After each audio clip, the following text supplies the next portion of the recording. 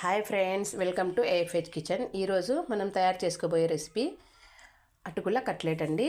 దీన్ని ఎలా తయారు చేసుకోవాలో, దీనికి కావాల్సిన పదార్థాలు ఏంటో తెలుసుకుందాం.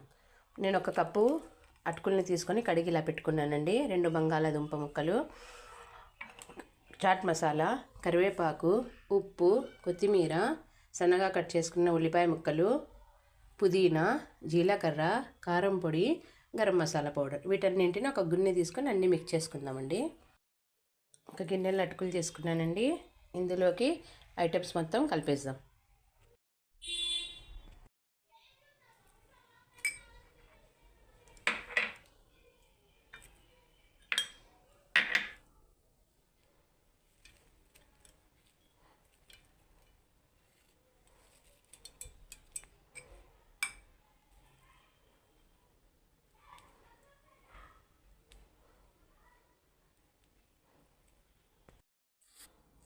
చూడండి, అన్నీ వేసి ఇలా మిశ్రమంలా చేసుకున్నాను. ఇప్పుడు వీటిని చిన్న చిన్న ఉంటలుగా చేసుకుందాం. స్టవ్ మీద ఒక ప్యాన్ పెట్టుకొని కొద్దిగా ఆయిల్ వేసుకొని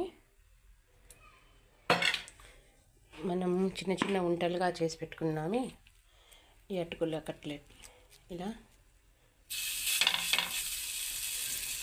ఒక్కొక్కటిగా పెన్ను మీదనే ప్రెస్ చేసుకోండి, ఏం ప్రాబ్లం ఏముండదు. ఒక్కొక్కటిగా 2 వైపులా ఇలా కాల్చుకోవాలండి. మనం ఇలా ప్రెస్ చేసుకున్నప్పుడు కొద్దిగా లైట్గా ప్రెస్ చూడండి, 2 వైపులా ఇలా కాల్చుకోవాలి.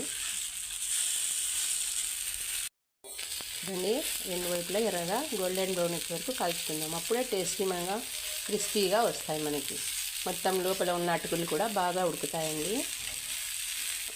స్టవ్ని లో ఫ్లేమ్లో పెట్టుకుని ఒక 10 నిమిషాలు దీన్ని లో ఫ్లేమ్లో ఉడకనిద్దాం. ఎంతో టేస్టీ అయినటువంటి అటుకుల కట్లెట్ రెడీ అండి. తినండి, ఆరోగ్యంగా ఉండండి. నా ఛానల్ని లైక్ చేయండి, సబ్స్క్రైబ్ చేసుకోండి, కుదిరితే కామెంట్ కూడా పెట్టండి.